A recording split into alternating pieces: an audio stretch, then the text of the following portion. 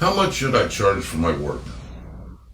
That's a frequently asked question, but it's very difficult to answer because there are so many variables. For example, right now, at this particular time, if you're into sewing and you're making masks, you can go online and compare and see what other people are doing and price yours accordingly. But what if you want to do something unique? There's nothing to compare it to.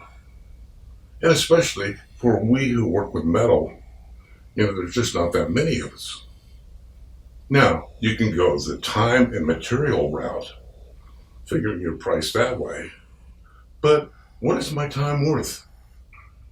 If I'm doing the magic wands, or the bicycles, or the maple leaves, then I'm doing quite well. But if I take a day, for example, 8 hours to work on a new design, I may end up with absolutely nothing. One example is I spent a lot of time trying out different circular cutters for the circular sandstone for these bases.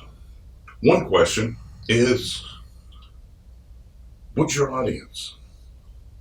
For example, I used to wholesale to a gallery on Michigan Avenue in Chicago. Giving them a wholesale price, they tripled it because they had the audience.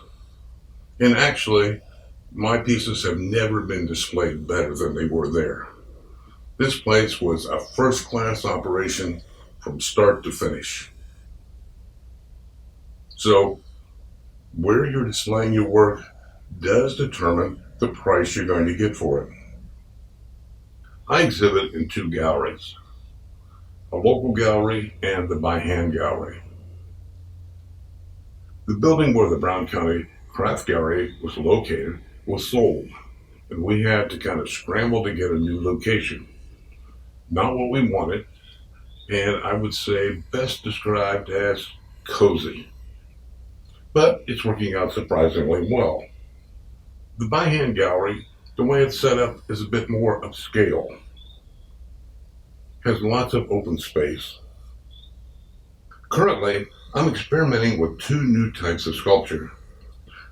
These pieces on the rock basis, and these with a musical theme. Now, in both cases, the smaller, lower priced pieces are selling well.